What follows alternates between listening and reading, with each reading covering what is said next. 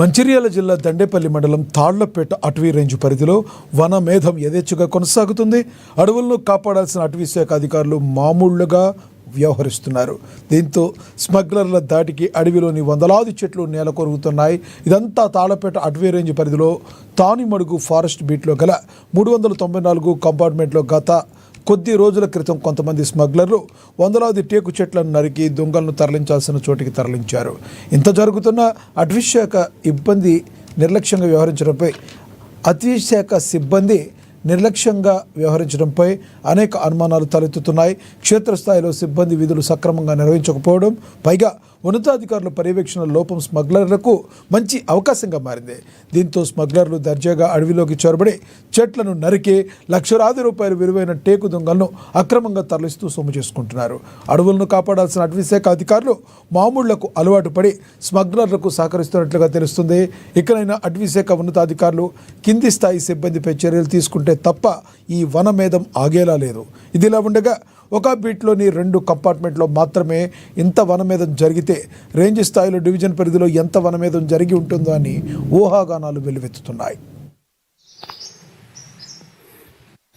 నా పేరు భూమాచారి శ్రీరామ్లా.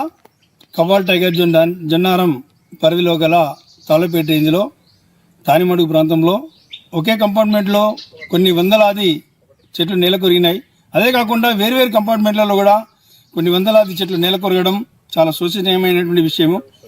దీనిపైన ఉన్నతాధికారి, అక్కడ ఉన్నతాధికారి ఎవరైతే రేంజ్ అధికారి ఉన్నారో ఆ రేంజ్ అధికారి ప్రమేయం లేకుండా ఇవి నేల కొరగలేదని చెప్పేసి మేము ఖచ్చితంగా తెలియజేస్తున్నాం.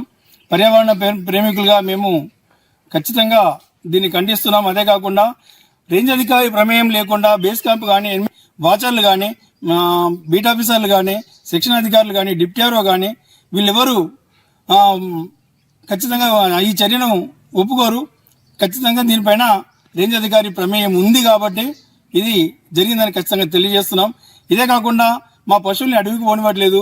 ఎందుకు పోనివ్వట్లేదు అంటే ఇలాంటి దొంగతనాలు ఎక్కడ బయటపెడతారో వీళ్ళు పశువుల కాపర్లు అని చెప్పేసి ముందస్తుగా వీళ్ళు పశువుల్ని కూడా అడవికి పోనివ్వకుండా మా ఉపాధిని దూరం చేస్తున్నారు.